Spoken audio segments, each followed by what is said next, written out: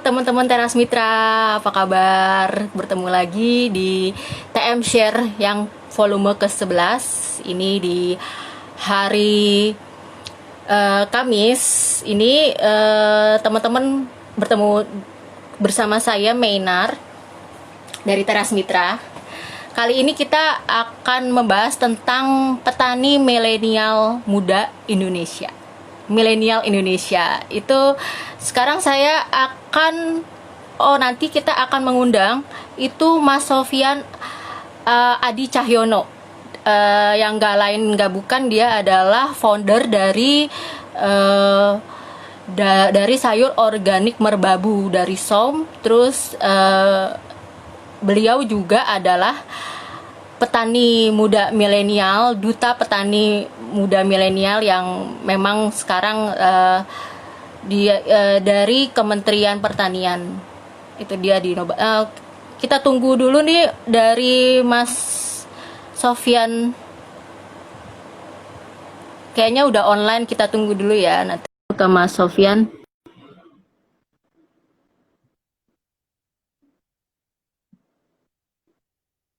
Oke, sambil menunggu Mas Sofyan, mungkin saya bisa cerita sedikit nih ya.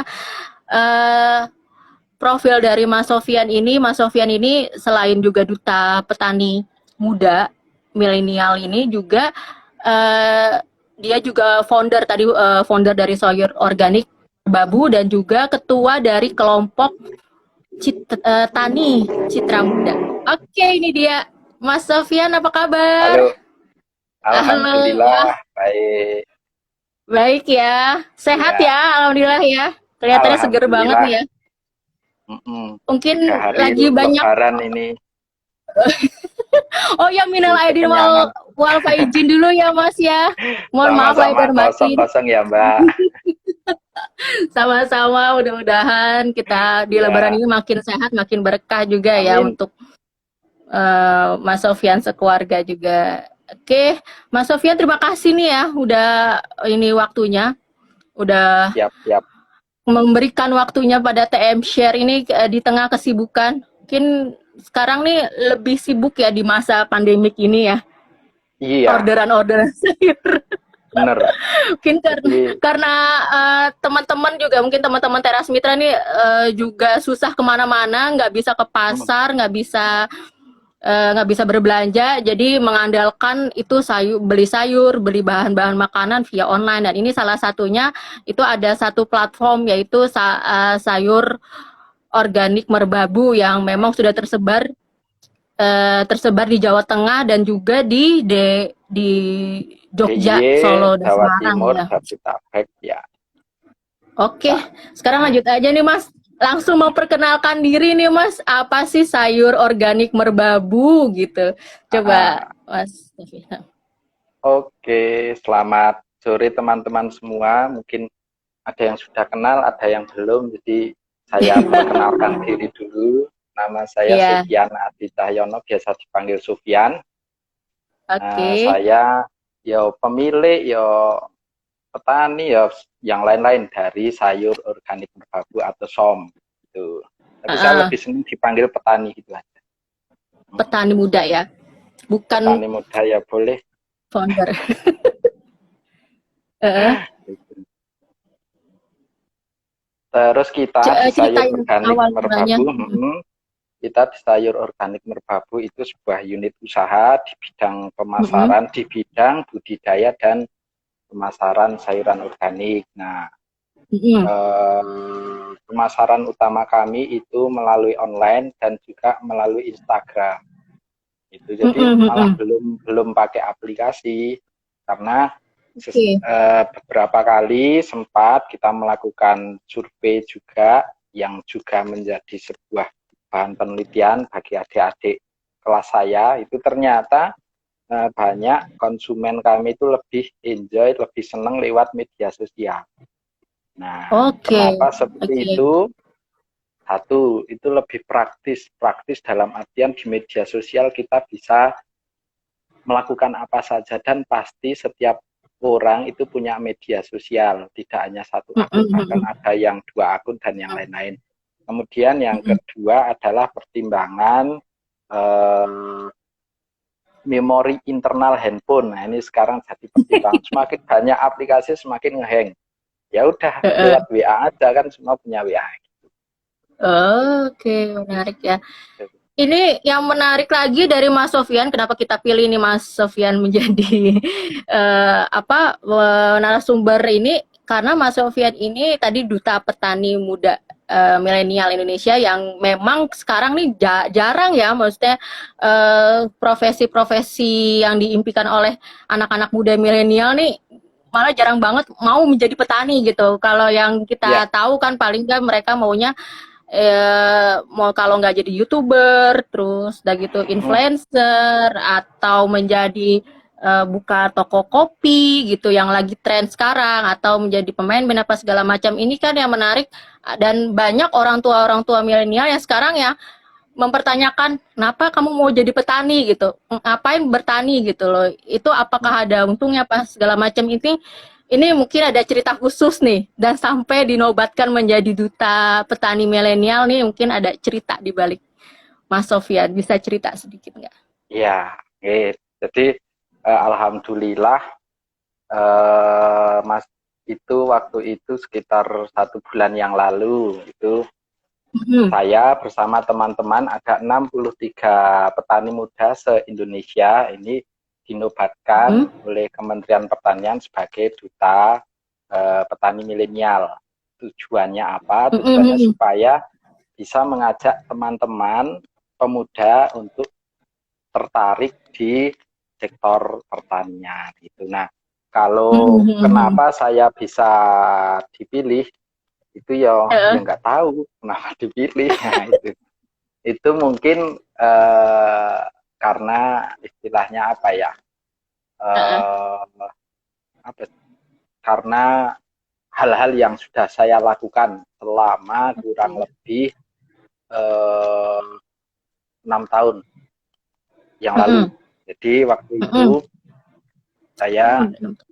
kita awali dari awal kuliah. Nah, itu. Awal kuliah ya justru. Awal kuliah bingung. Lulus SMA. Jadi bingung mau kerja, mau kuliah, atau mau nikah kan gitu ya. Orang desa. Itu seperti terus kuis ya, mau kerja, mau kuliah, mau nikah gitu. Nanti kasih giveaway yang benar. Kasih giveaway, iya. Benar-benar nanti tunggu setelah time share ini ada giveaway. Akhirnya kan saya memilih kuliah. Nah, memilih kuliah. Pertama saya memilih jurusan teknologi informasi karena kalau anak muda siapa sih yang nggak senang teknologi kan gitu. Tapi ditolak sama orang tua. Ya udah manut yang itu karena saya kan manutan orang. Terus yang kedua pengen masuk di seni, isi Institut Seni Indonesia jurusan Jogja karena saya senang itu seni wayang kulit, tari-tari dan yang lain-lain, budaya Jawa seneng. Makanya suara saya kan medok banget ini. Luar biasa. Tapi nggak boleh juga. Terus yang ketiga kedokteran ini boleh. Nah, jadi saya masuk kedokteran boleh. Tapi ada tapinya, lahan yang dimiliki bapak mau nggak mau tak jual buat kamu kuliah gitu. Jadi lahan itu sekitar berapa ya? Ada sekitar pokoknya kalau ditaksir itu harganya 1 M lahannya. Lahannya. Terus saya baru kepikiran, saya punya modal 1 M daripada tak jual, mending tak kelola. Nah, dari hal itu terbuka pikirannya. Terbuka. Akhirnya saya kuliah di Fakultas Pertanian dan Bisnis UKSW Salatiga. Mungkin ada teman-teman yang dari Salatiga. Awal mula seperti itu. Terus waktu itu masuk kuliah itu karena kondisi ekonomi terbatas, saya masuk kuliah jalur prestasi. Dapat beasiswa, masuk kuliah sampai semester 2. Nah, kemudian semester 2 dan seterusnya ini bingung mau bayarnya pakai apa kan gitu. Saya punya sayur di rumah. Nah, dari hal itu terus ada program kewirausahaan. namanya Iptek Bagi Wirausaha atau IBK. Nah, dari itu saya mengajukan proposal. Judulnya yang saya pakai sampai sekarang yaitu SOM, sayur organik merbabu. Kenapa saya beri nama SOM? Karena kita jualnya sayur organik, nanamnya di merbabu. Nah, tujuan awal saya mendirikan SOM ini sederhana sekali. Ingin bisa jual ke sayur yang bapak saya tanam. Gitu. Jadi bapak saya ini sudah sejak tahun 2007 bertanam secara organik, sempat ekspor, sempat yang lain-lain, tapi ternyata memang karena mungkin SDM kemudian manajemen yang kurang, akhirnya kembali lagi jualan sayuran ke pasar tradisional atau ke tengkulak. Nah, kalau jualan sayur ke tengkulak itu kadang bagus tapi banyak nggak bagusnya, kaitan dengan harga. Iya, kaitan dengan harga kalau dijual ke ini. Ini menarik sih. Jadi apa ya, orang tua dari Mas Sofyan ini sangat mendukung malah justru ya untuk meneruskan usaha Bapak gitu ya. Karena memang jarang gitu kalau orang tua kan banyak yang maunya, aduh kamu mendingan jangan bertani, jangan meneruskan karena profesi ini tidak menjanjikan atau gimana, tapi pada saat itu orang tua malah terus mendorong, malah kayak diceburin ya, udah harus gitu. Kamu dan ini gitu. Mau nggak mau harus jadi petani, kalau enggak ya gimana, hidup dari mana, itu kan ini yang menarik ya. Dan pemikiran dari Mas Sofyan juga menarik, yang out of the box, nggak yang menghabiskan uang dari orang tua, ayo kita kuliah yang semahal-mahalnya apa segala macam, tapi bisa memikirkan next masa depan seperti apa, dan bisa bisa menciptakan satu lapangan kerja ya ternyata ya. Memang di SOM ini udah berapa banyak sih Mas orang yang bekerja di SOM? Karyawannya SOM sekarang alhamdulillah ada 12 orang. Orang. Kalau untuk yang produksi ini bareng dengan teman-teman kita 30 orang petani muda. Nah, di antara 30 orang itu ada juga yang punya karyawan istilahnya. Jadi ya banyak lumayan. Ternyata sektor pertanian juga bisa menciptakan lapangan pekerjaan bagi yang lain. Tidak jadi istilahnya bisa memberi berkah untuk yang lain. Yang selain juga dari SOM juga ternyata juga membentuk satu kelompok muda tani citra itu ya Mas ya? Ya, kelompok namanya kelompok tani citra muda. Kelompok tani citra muda itu justru yang kelompok anak-anak muda ya, anak-anak muda bertani organik itu kan jarang nih ya, juga tadi juga disebutkan saya juga, memang jarang nih anak-anak muda yang mau bertani. Itu cara ngajaknya gimana tuh Mas waktu itu, yang bisa menjanjikan mereka gitu untuk bisa ini pekerjaan bertani organik ini menjanjikan loh gitu. Itu apa sih yang Mas Sofyan tawarkan gitu ke teman-teman? Ya, yang paling gampang kalau anak muda ini kan siapa sih yang dompetnya nggak mau terisi kalau anak muda, ya kan? Nah, dari hal itu, jadi saya awal mula saya mendirikan SOM selama 1 tahun berjalan, saya jualan dari rumah ke rumah, terus ada agen juga bergabung ke kami, akhirnya orderan meningkat, omset meningkat. Nah, saya memberikan istilahnya mengajak ke teman-teman, loh ini saya coba nanam 1000 meter, ternyata hasilnya juga lumayan. Bandingan bisa tidak kalah dengan profesi-profesi yang lainnya. Dari hal itu, dari faktor ekonomi itu, ya coba kita nanam sama-sama dari 1, 2, 3, akhirnya sekarang ada 30 pemuda tani. Jadi usianya itu anggota kami 18 sampai 38 tahun. Ini. Kemudian yang masih jomblo itu 5 orang. Waduh, yang masih single, masih single 5 orang. Ya, jadi itu. Banyak juga ya berarti ya satu kelompok itu ya, maksudnya Ya, dan dari range anak-anak muda dari berarti masih sekolah ya, dari masih sekolah mm, dari yang sampai kalau sekarang yang kuliah sampai sudah mm-mm. ada yang sudah punya anak dua. Nah, anaknya Nah itu masih menciptakan. SMP. Nah, Oh, oke oke oke. Ini makanya menarik masih juga. tergolong muda. Hmm. Aku juga tadi juga nemu artikel nih ya, kalau Mas Sofyan ini termasuk dari Southeast Asian Perspective Indonesia dari IMF Hmm. dinobatkan.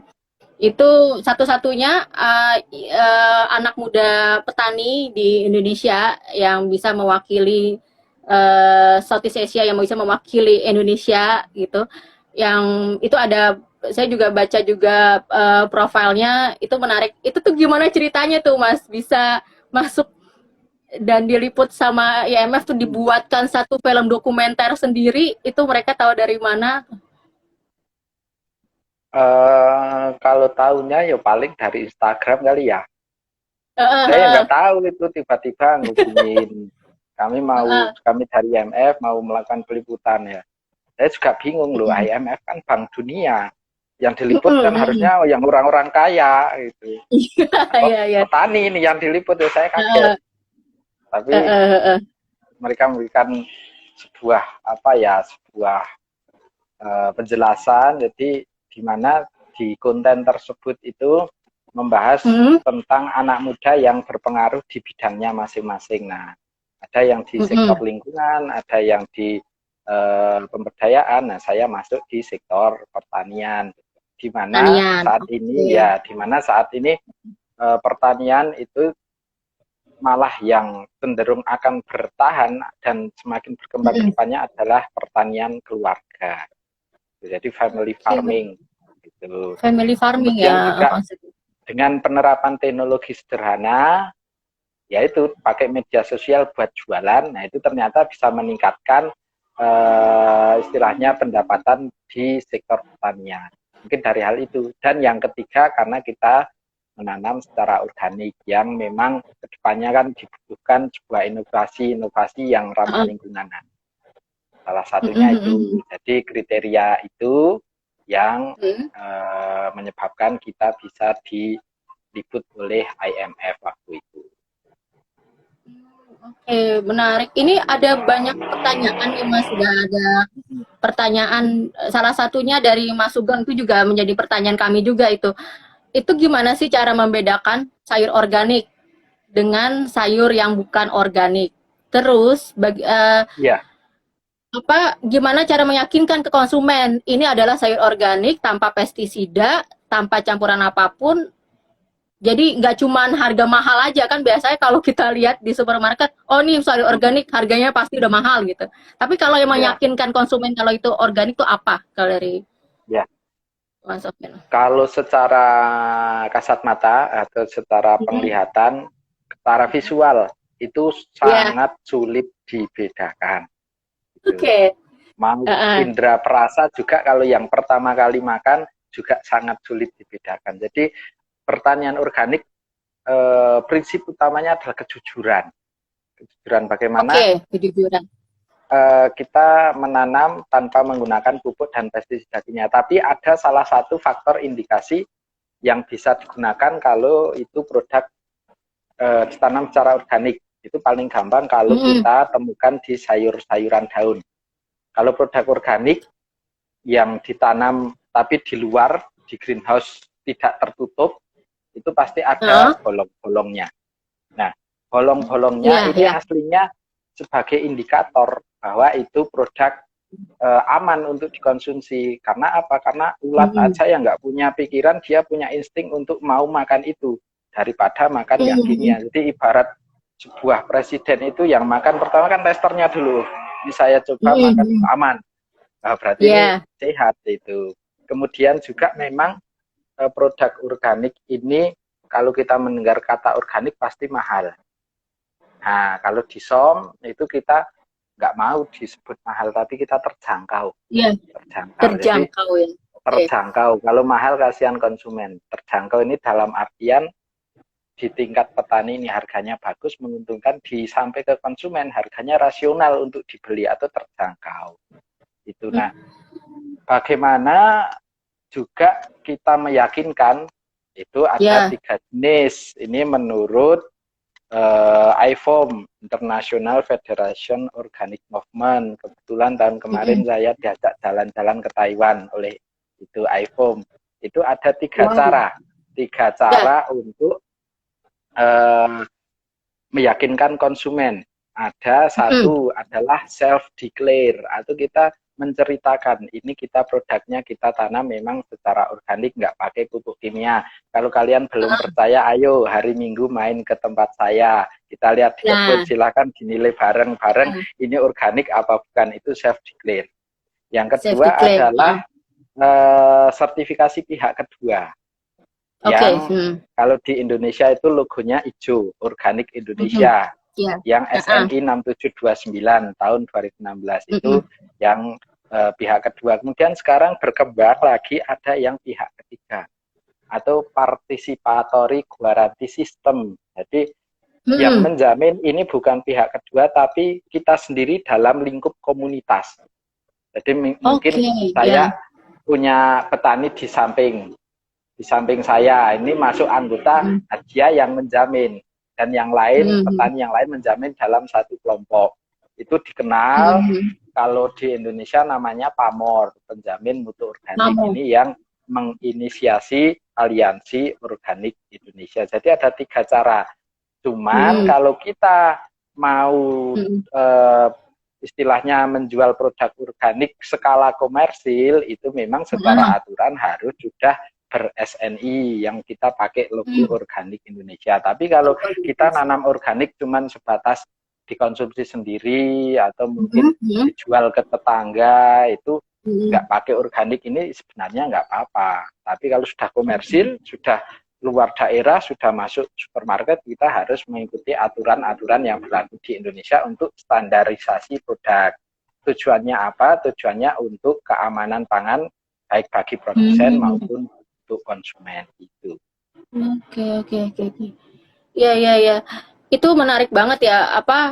Ternyata banyak sekali yang bisa dibuktikan untuk untuk ke konsumen kalau ini adalah sayur organik, dan itu untuk sertifikasi yang kami tahu nih, Teras Mita itu juga banyak teman-teman yang terjun di bidang organik juga seperti gula kelapa, itu memang untuk mengurus sertifikasi itu kan sulit ya Mas ya. Kalau untuk sayuran tuh gimana tuh? Untuk bisa dijual kan harus ada sertifikasi. Tambah sulit. Karena macamnya banyak. Ya kayak audit gitu, kita harus kelengkapan dokumen, kemudian standar-standar kebun juga harus diterapkan. Misalkan kebun itu harus terhindar dari kontaminasi. Caranya bagaimana? Dengan kita menanam tanaman barier atau tanaman pelindung di samping-samping kita. Kita pakai rumput gajah misalkan. Kalau yang tetangganya ini masih kimia, nyemprot, anginnya kok ke arah lahan kita, pestisidanya nempel di rumput, nggak nempel di istilahnya sayur yang kita tanam. Dan yang disertifikasi aslinya bukan produk, akan tetapi prosesnya, mulai dari lahannya, mulai penyemaian, mulai budidaya, sampai pasca panen, sampai distribusi, itu semua proses di sertifikasi apakah itu sudah sesuai dengan standar organik. Karena kalau produk ini sangat sulit, terutama di Indonesia. Kalau kita pengen produk itu benar-benar organik, nanamnya harus di tengah hutan. Itu. Jadi proses yang menjamin itu organik atau bukan. Jadi kalau di organik Indonesia itu tidak mengatakan ini 100% organik. Tidak, tapi ini 100% berproses secara organik. Gitu.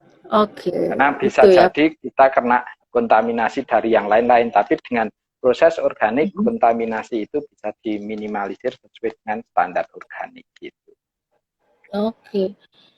Yang dijual nih Mas, sayur-sayur organik tuh apa aja sih yang diproduksi oleh SOM sendiri? Ya, kalau sekarang ya ada 60 jenis sayur. Ada 60 jenis ya? Wow.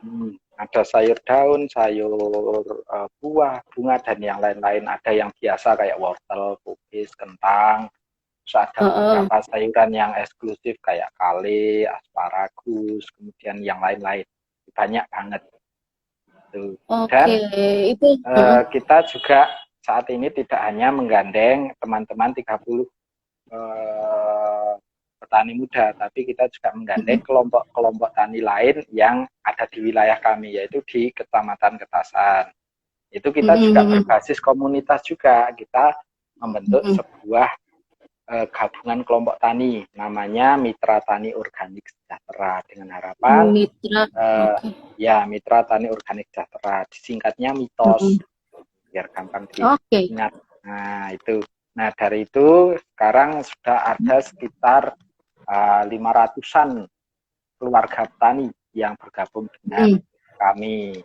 Nah itu kita juga ada pemasaran masing-masing. Kalau saya bergerak di online, ada kelompok tani yang bergerak di pemasaran ekspor, ada kelompok tani yang bergerak di pemasaran supermarket. Jadi kita saling mengisi di situ. Ya. Ini menarik ya. Jadi nggak cuma apa ya, nggak cuma berdiri sendiri, tapi juga membantu teman-teman juga, kelompok-kelompok lain juga gitu ya. Terus ini juga ada pertanyaan nih Mas, dari Mbak Fitria nih. Fitria Rock. Mas mau tanya, terjangkau nggak? Terjangkau untuk harga, ada contoh komparasi nggak dengan yang bukan produk organik gitu?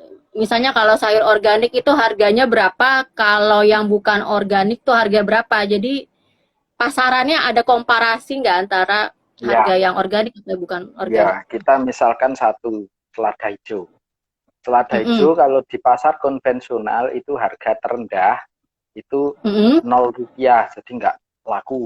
Nah, itu sampai harga tertinggi itu sempat sampai konsumen itu pas barang langka, saya pernah dapat info sampai 60.000.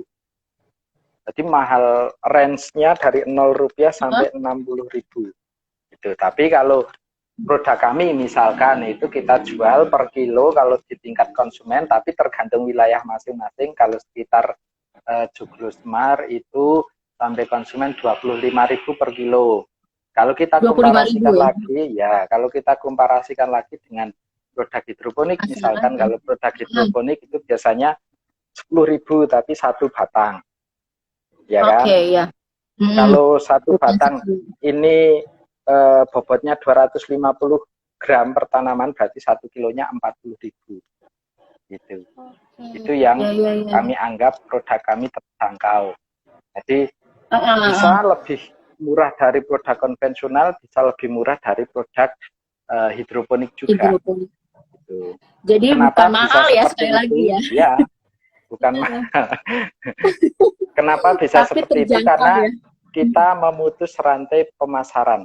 Jadi di SOM ini hanya dari kelompok tani, kemudian dari SOM-nya, SOM ini sebagai kita yang mengemas, kemudian kita mengajak agen distributor, dari agen itu bisa langsung ke konsumen, atau ada yang reseller baru konsumen. Jadi cuman dari kelompok tani, SOM, agen, reseller, konsumen, 5 rantai pemasaran. Tapi 5 rantai ini kita atur marginnya. Jangan sampai agen reseller ini mendapatkan profit lebih banyak dari petani. Yang harus punya profit lebih banyak adalah si petani. Misalkan kita nanam selada, itu butuh 2 bulan sampai panen.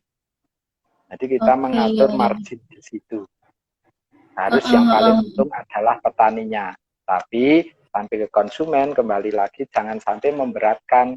Karena kalau konsumen keberatan, nggak mau beli, akhirnya nggak ada yang beli, produknya nggak bisa terjual. Gitu. Itu sesuai dengan prinsip pertanian organik, teman-teman. Prinsip pertanian organik ada 4. 1, prinsip kesehatan. 2, prinsip lingkungan. 3 adalah prinsip keadilan, di mana produk organik harusnya adil. Adil bagi alam, karena kita ramah lingkungan, tidak mencemari. Adil bagi petani, karena harganya bagus. Menguntungkan. Adil bagi konsumen, tidak keberatan. Yang keempat prinsipnya adalah prinsip perlindungan, di mana produk organik atau pertanian organik harus bisa melindungi apa istilahnya sumber daya alam yang ada dan bisa melindungi generasi berikutnya untuk tetap bisa bertani dan mengkonsumsi produk-produk yang sehat, yaitu produk organik. Seperti itu. Nah, untuk dapat sertifikasi organik itu ini ada yang nanya nih, Mas Diki Lopulalan nih, Diki Lopulalan, itu untuk dapat sertifikasi organik harus ada uji lab nggak sih? Kalau tadi kan yang diuji prosesnya ya, tapi untuk ada uji lab nggak untuk mendapatkan sertifikasi itu? Kayak persentase kandungan pestisidanya atau apa, itu ada nggak, Mas? Iya, itu tergantung saat temuan yang ada di lapangan. Kalau lokasinya memang istilahnya berpotensi untuk terjadi pencemaran yang sifatnya kimia, nah itu akan dibawa. Nanti yang dicek satu adalah air, sumber mata air. Yang kedua adalah tanahnya, yang ketiga adalah produknya, dalam artian di sini adalah sayurnya. Jadi tergantung situasi dan kondisi. Misalkan kita nanam padi organik, gitu, tapi nanamnya di lahan rawa, di samping sungai. Nah, sungai ini kan kita nggak tahu ini tercemar atau tidak. Nah, itu baru dibawa ke lab kalau yang kasusnya seperti itu. Jadi tergantung. Jadi tergantung dari temuannya ya, temuan pada saat produksi ya. Oke, itu pemasarannya gimana sih? Ini Mas Diki juga nanya lagi. Pemasaran untuk sayur organik merbabu ini tadi kan Mas juga cerita ya, itu melalui online ya, melalui sosial media ya, melalui sosial media. Terus juga ada di masing-masing kota di Joglo Semar dan Jawa Tengah itu juga punya kayak distributornya ya, Mas ya. Distributornya untuk sayur-sayuran. Cuman untuk sumbernya satu dari Mas Sofyan sendiri atau produsennya ada lagi nggak selain Mas Sofyan untuk dari produsen? Tadi kalau produksi utama di kebun kami yang 10 hektar itu. Selain itu ya dengan anggota kelompok-kelompok tani lain dalam satu gabungan tani itu. Oke. Terus ada Mbak Ida Pardosi nih, @i_pardosi. Mas Sofyan, saat pandemik ini terpengaruh nggak untuk pemasaran? Nah, melanjutkan pemasaran tadi, terpengaruh nggak saat pandemik itu? Bisa? Ya, saat pandemi ini ada sisi positif, ada sisi negatifnya.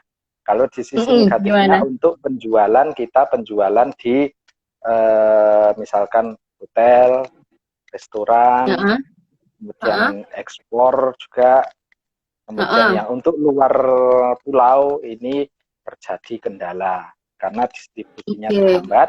Kalau yang hotel, resto karena tidak beroperasi, jadi memang tidak ada orderan sama sekali. Nah, tapi alhamdulillah itu bisa ditopang dengan pemasaran secara online yang tujuan konsumennya adalah untuk kalangan rumah tangga, karena sekarang kan sedang ngetren belanja hashtagnya di rumah aja. Nah, salah satunya memberikan pelayanan itu, tinggal WA, sayur besok sampai ke rumah Anda. Gitu.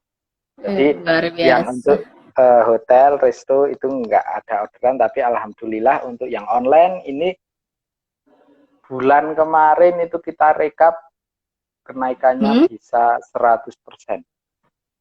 100%. Wow. Ya, makanya kita nyari jadwal yang pas untuk live ini ya.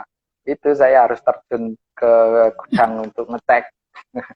Saking banyaknya orderan, syukuri alhamdulillah saat kondisi seperti Iya. Oke, terus ada lagi di Mas yang nanya. Nah, mau tanya Mas untuk dari Mas Fikri Aulia Herdiana, mau tanya Mas untuk proses pemasaran dari mencari konsumen bagaimana caranya? Tadi mungkin udah diceritain sedikit ya, via sosial media ya tadi ya, udah banyak diceritain mungkin dari sosial media. Terus, nah aku mau balik lagi tadi yang programnya kelompok tani Citra Muda ini. Itu programnya apa aja sih Mas? Ada nggak sih program khusus untuk pelatihan? Biasanya kalau misalnya kita mau belajar bertani di situ, itu seperti apa. Terus mungkin di sini juga ada banyak yang nanya juga cara-cara budidaya tanaman organik seperti apa. Itu bisa nggak sih belajar dengan kelompok Mas Sofyan itu? Ya, Mm-mm. ya, jadi di kelompok tani kami, kelompok tani Citra Muda, selain kita fokus untuk produksi, kita juga Mm-mm. tahun kemarin ini juga mendirikan namanya P4S. Ini juga di bawah Oh, oke. Kementerian Pertanian di bidang SDMP, itu Badan Sumber Daya Manusia Pertanian. Jadi memang fokusnya adalah untuk pelatihan P4S itu. Nah, Mm-mm. Mm-mm. tempat kami itu juga menyediakan program magang untuk teman-teman baik siswa SMK Pertanian maupun teman-teman mahasiswa pertanian yang ingin belajar tentang pertanian organik. Kemudian yang kedua, Mm-mm. kita juga membuka kelas pelatihan ataupun kelas kunjungan. Cuman karena kondisi saat ini kurang mendukung, itu untuk sementara Mm-mm. waktu kita belum bisa membuka pelatihan kembali. Nah, ini ada inisiatif dari teman-teman yang lain, ini kita ingin bikin Mm-mm. istilahnya tutorial-tutorial gitu, atau bikin Oke. konten-konten itu. Cuman ini lagi Iya, nyari iya. waktunya yang pas ini. Ini Gitu. ini menarik ya tadi ya, program P4S yang Pusat Ya, Pelatihan Pertanian dan Pedesaan Swadaya. swadaya. Dan nextnya itu bisa melalui online ya, lagi Iya, direncanakan ya. mau Bisa buat direncanakan. tutorial bertanam di rumah. Lagi Iya, banyak nih ya teman-teman teras mitra juga lagi yang bertanam ngetren. di rumah gitu. Ini juga ada pertanyaan nih Mas. Apa tadi udah nih ya, bagaimana cara pemula untuk bertani organik? Itu akan teman-teman SOM akan ini kan ya apa akan memberikan nanti next ya dari Munif Z3 nih. Amarip Nuh Hasan, bagaimana dampak pandemi terhadap kegiatan pertanian? Nah, kegiatan pertanian, kalau tadi kan pemasaran ya Mas, sekarang Hmm. dampak pandemi terhadap kegiatan pertanian tuh seperti apa sih produsennya? Ya nggak ada, biasa aja, kayak Nggak ada ya? yang Biasa nggak aja ada, ya? nggak terpengaruh. Cuman ya kalau mau berkebun, cuci tangan dulu, setelah berkebun cuci tangan lagi, terus kemudian kita pakai Oke. masker, kemudian kita juga Mm-mm. jaga jarak dengan petani yang lain, dan juga saat ini kita tidak membuka open farm dulu, tidak membuka kunjungan dulu untuk menghindari kontak dengan mungkin orang luar, seperti itu. Kalau aktivitas berkebun ini Biasa ya? di tempat kami berjalan seperti biasa, Mm-mm. seperti tidak ada Mm-mm. pandemi. Oke.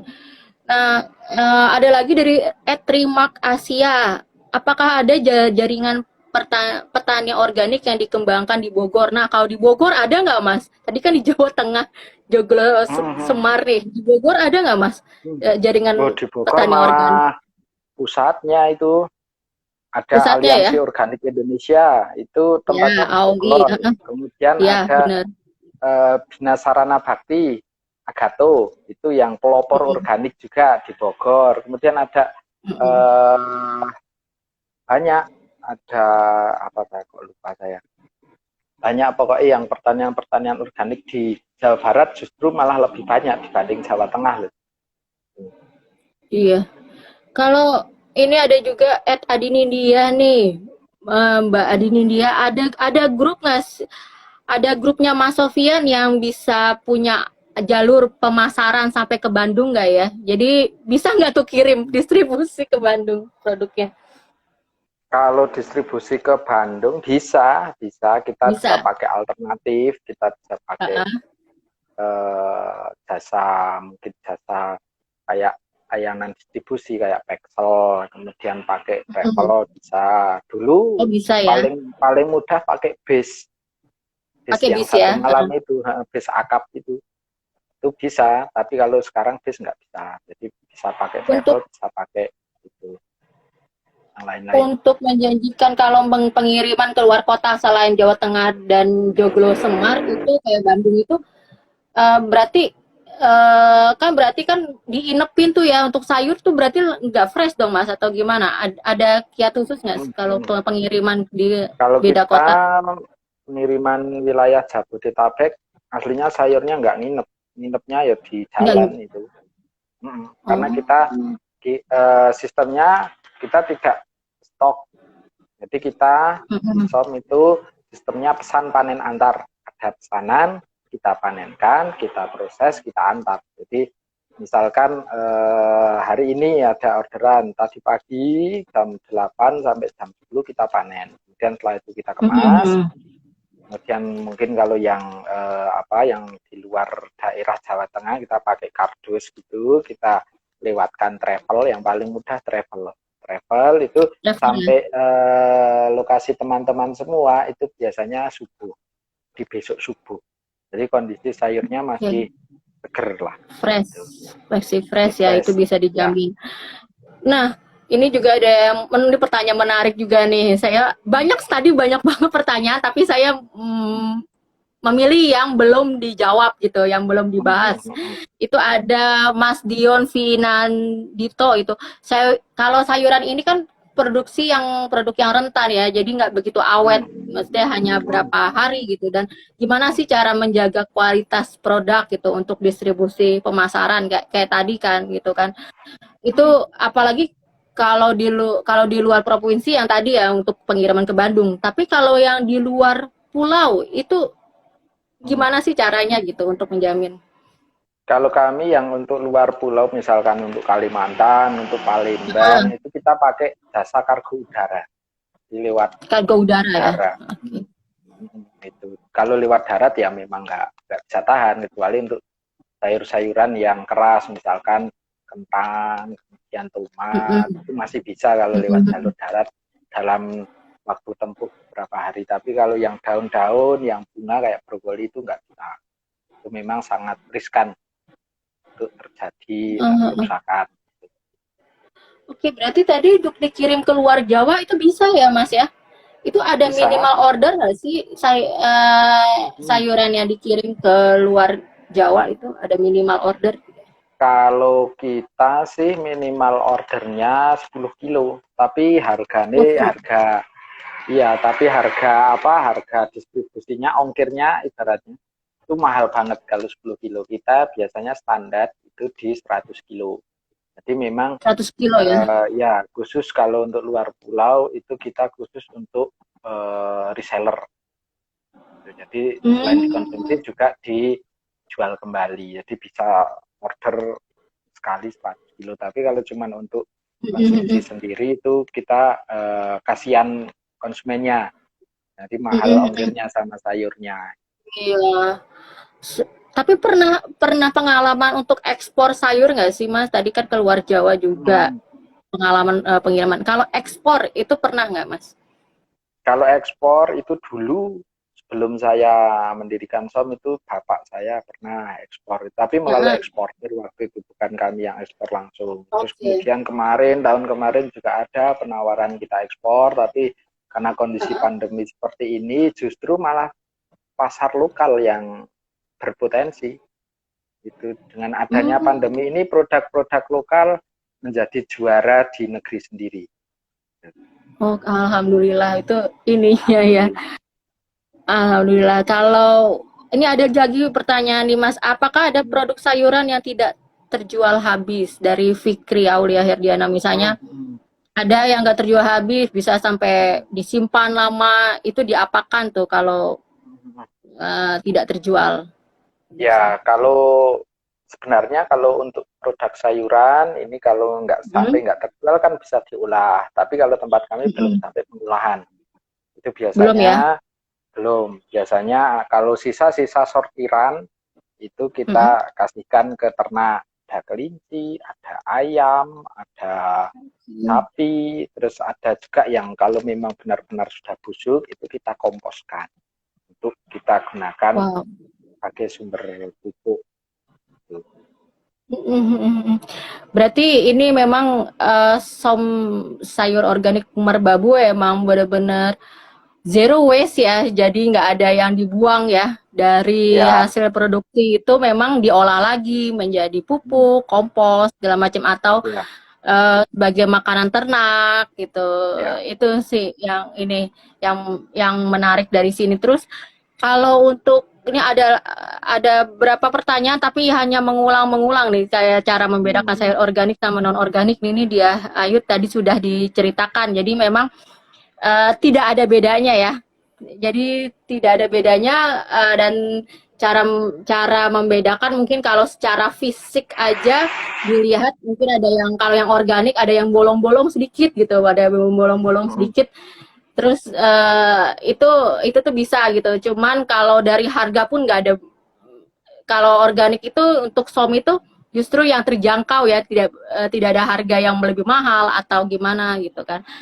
Nah, terus juga ada pertanyaan nih Mas, kalau menurut Mas Sofyan, itu pendapat Mas Sofyan kalau ada berita petani itu yang sampai membuang hasil pertaniannya bisa sampai jadi sampah, itu menurut Mas Sofyan seperti apa? Itu belum jadi petani kalau seperti itu. Belum ya? Belum itu tingkatannya belum jadi petani. Itu mungkin bisa juga oknum, bisa juga si tengkulak. Karena si tengkulak sebel. Saya habis beli cabai 50.000, mau tak jual nggak bisa kan, pikirannya kan jadi kacau. Akhirnya daripada nggak bisa apa-apa, tak viralkan aja, tak buang, terus tak videokan dan yang lain-lain. Yang nanti pasti akhir-akhirnya klarifikasi minta maaf kan gitu. Kalau petani asli itu kami dari dulu, kalau ada barang atau sayur yang sampai tidak terpanen satu, kita kasih ke tetangga. Monggo Bu kalau mau panen ini kita punya ada. Terus yang kedua kita biarkan. Biar dimakan ulat, biar dimakan burung, nanti biarkan membusuk di situ jadi kompos. Itu yang baru namanya petani. Karena kita nanem itu bukan kehendak kita loh. Itu nanem itu yang bikin cabai jadi warna merah bukan kita beli cat loh, itu yang bisa seperti itu yang di atas. Jadi kita harus bersyukur apapun yang terjadi. Gitu. Kalau ada petani sampai buang-buang sayur seperti itu, bukan petani. Bukan petani ya, bukan real petani, bukan benar-benar petani ya. Ini belum ada tipsnya sih, Mas, bagi anak-anak muda nih, anak-anak muda di Teras Mitra, tipsnya kalau mau menjadi petani itu seperti apa, mulai dari mana, terus apa tipsnya dari Mas sebagai duta milenial, petani milenial? Tips yang pertama, kita harus menggali potensi yang ada di tempat kita masing-masing, karena kita tidak bisa misalkan membuat som di yang lain, itu belum tentu, karena potensinya beda-beda. Ada yang potensi untuk tanaman pangan, ada yang potensi rempah, ada yang potensi yang lain-lain. Jadi kita gali dulu potensi yang ada. Nah, untuk teman-teman misalkan saat ini yang utama bagaimana kita bisa bertani, kita cari pemasarannya dulu bagaimana. Jadi kalau memang mau di istilahnya kita bertani untuk kelas bisnis, bukan bertani untuk konsumsi sendiri, kita harus tahu kira-kira sumber daya alam ini berpotensi untuk kita jual seperti apa. Apakah kita jual online, apakah kita jual dan yang lain-lain. Nah, juga kalau teman-teman misalkan loh, kalau Mas Sofyan kan memang bertani karena punya lahan. Nah, kalau saya nggak punya lahan gimana? Yaitu bantu pemasarannya. Bantu pemasarannya. Karena saya yakin teman-teman semua soal teknologi, soal mengendorse itu lebih pintar dari para petani.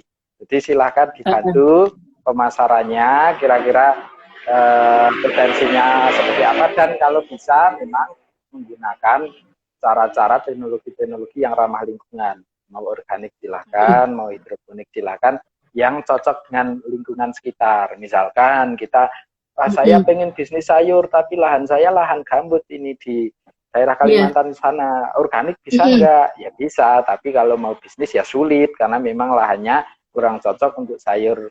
Bisa, daripada nanam yang organik, coba nanam secara hidroponik gitu. Jadi tergantung wilayah masing-masing. Tapi kalau lahan kita masih subur, jangan sampai dikotori dengan kimia-kimia. Lebih baik yang organik saja. Dan juga teman-teman semua, kalau mau bertanam organik itu mudah. Terutama untuk teman-teman yang istilahnya pengen nanam di rumah aja. Itu mudah sekali. Modalnya paling cuman benih. Kalau enggak punya benih, misalkan beli cabai di pasar, itu kan ada benihnya. Itu bisa ditanam. Bijinya, pupuknya nggak harus beli, bikin aja. Misalkan kita bikin ada namanya starter mikroorganisme lokal dari nasi basi bisa, dari sisa-sisa sayuran, sisa-sisa kemudian kulit buah itu bisa dibuat pupuk. Ampas teh, ampas kopi itu semua bisa dibuat pupuk. Kemudian kalau misalkan nanti ada yang nyicipin ada hamanya, itu takut pengen nanam tapi takut ulat kan ada banyak. Kalau ada ulatnya risih, bisa nanam, bisa pakai membuat pestisida nabati dari cabai, dari cengkeh, yang aromatik, dari bawang merah, bawang putih, itu semua bisa dibuat. Jadi kalau pertanian organik aslinya itu mudah, murah, dan menyenangkan gitu. Wah, dan itu dia tuh. butuh biaya banyak gitu. Memanfaatkan sumber daya yang ada. Menyenangkan ya. Iya. Jadi paling sebel kalau nggak panen dimakan hama, itu jadinya sebel. Itu. Sebel senang. Itu dia. Tapi pada saat kita nanam berbuah itu, wah itu senang banget. Kebanggaan. Kebanggaan tersendiri ya Mas ya. Oke Mas, saya mau mengingatkan lagi nih untuk teman-teman Teras Mitra. Nanti juga ada giveaway. Terus pada saat selesai ini kita akan posting di IG story-nya kita pertanyaan yang berhubungan dengan saum sayur organik merbabu. Dari mungkin nanti pertanyaannya juga dari Mas Sofyan, juga kita minta juga pertanyaannya apa ya. Terus juga saya mau ngingetin juga besok itu ada Teras Mitra volume hari Sabtu tanggal 30 Mei 2020 kita ada IG Live TM Share di volume 12 dengan tema Melangut, Tarsius, dan Pantai Batu Belitung. Itu narasumbernya, itu mitra kita juga nih Mas. Narasumbernya ini founder dari KPLB Kelompok Peduli Lingkungan Belitung. Dan beliau adalah juga pemenang Ekuator Inisiatif tahun 2014, itu Mas Budi Setiawan. Ini menarik, jadi nanti kita akan cerita tentang ekowisata di Belitung, Pantai Batu di Belitung, terus sambil membayangkan, udah lama nih teman-teman juga nggak ini ya, juga nggak bisa jalan-jalan, nggak bisa traveling, ini ditunggu tanggal 30 Mei jam 11 sampai jam 12 siang teman-teman Teras Mitra gitu. Tadi juga ajakan dari Mas Sofyan juga menarik ya untuk bisa bertanam di rumah aja gitu. Terus tips mudah, meriah, menyenangkan untuk bertanam di itu juga bisa, mungkin teman-teman Teras Mitra juga bisa mempraktekkan di rumah gitu. Terus nanti kita selain itu juga, selain giveaway pertanyaan di IG Story, kita juga ada pemilihan pertanyaan terbaik. Pertanyaan terbaik dari tadi banyak banget pertanyaan terbaik. Mungkin ada 2 pertanyaan terbaik, nanti kita akan umumkan di IG Story Teras Mitra. Terus juga ini ada pertanyaan lagi, kalau misalnya menanam tapi di bekas lahan terdapat residu pupuk kimia, bisa nggak Mas untuk menanam? Bisa ya. Tahu saya juga jadi bisa. Di dalam pertanian organik ini kita mengenal 3 proses. Satu konvensional, dalam artian ini masih tahap kimia. Kemudian ada yang namanya proses peralihan atau konversi. Nah, ini bisa. Bagaimana caranya kita istilahnya menghilangkan atau mengurangi tingkat residu kimia yang ada itu dengan menggunakan penambahan mikroorganisme lokal. Tadi kita bikin mol, terus kita tambahkan juga bahan organik, nah itu lama-kelamaan residu itu juga akan hilang. Nah, waktu untuk proses konversi ini paling cepat ini untuk sayuran itu 1 tahun, tapi standar untuk sertifikasi adalah 2 tahun. Jadi kalau teman-teman sudah berusaha organik, sudah coba budidaya di lahan yang istilahnya masih kimia, itu sebenarnya belum bisa dikatakan produk organik karena kita belum tahu apakah lahan itu sudah steril atau belum. Itu masih ke tahap konversi. Baru setelah 2 tahun itu bisa dikatakan produk kita ini organik. Jadi kita waktu itu bapak saya nanam tahun 2007 awal mulanya, tahun 2010 baru bisa dapat sertifikasi organik. Jadi kembali lagi, yang namanya organik itu proses. Bukan instan, bukan produknya, tapi prosesnya itu. Mm, mm, mm. Nah, di SOM ini ada yang nanya juga Mbak Anindi, dia ini menanyakan lagi. SOM itu jual benih sayuran nggak sih, Mas? Benih-benih Belum, sayuran? Belum belum. ya? Jadi kita masih jual sayur Belum. sayurnya aja ya. Kalau benih Mm, kita mm, mm. gunakan untuk sendiri, tapi bisa juga di kemudian hari kita mengembangkan bisnis untuk juga bisa menyediakan apa sarana pertanian organik. Nah, itu bisa juga. Mungkin bisa sebagai masukan ini pertanyaannya. Oke, karena kan sekarang nih banyak yang menanyakan kalau mau bertanam di rumah nih mendapatkan benih di mana sih gitu. Kalau misalnya benih dari sayuran yang kita beli itu masih bisa ya, tapi kalau benih-benih yang misalnya kita mau mau mendapatkan benih yang lain gitu atau pon-pon apa segala macam itu kan kita mesti beli gitu loh. Tuh. Itu menjadi kebutuhan tersendiri nih untuk teman-teman Teras Mitra. Oke Mas, kayaknya udah bentar lagi kita akan berakhir. Tadi terima kasih. Terima kasih banyak. Ini masih banyak banget ya pertanyaan. Tapi nanti Ya, bisa di DM ya, bisa di boleh DM nanti ke DM Sayur saja Organik ke sayur Merbabu. organik Merbabu, pasti kami balas. Oke, @sayur organik merbabu Organik ya. Merbabu.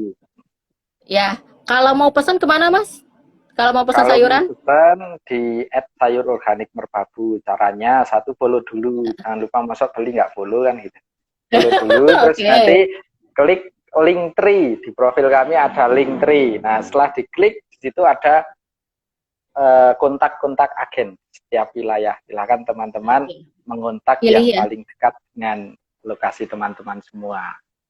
Nah setelah itu bisa Oke. WA, bisa tanya harganya, bisa tanya jadwal pengiriman dan lain-lain.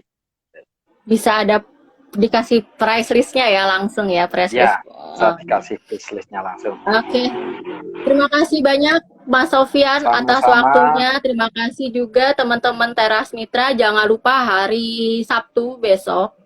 Saya ingetin lagi nih juga ada IG Live TM Share volume ke 12 itu ada Mas Budi Setiawan tentang Melangut Tarsius dan Pantai Batu Belitung.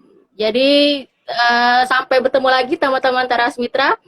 Jangan lupa stay tune di IG story-nya jadi ada quiz giveaway dari kami. Oke, selamat ya, sore. Assalamualaikum warahmatullahi selamat wabarakatuh. sore. Waalaikumsalam warahmatullahi wabarakatuh. Salam untuk semuanya.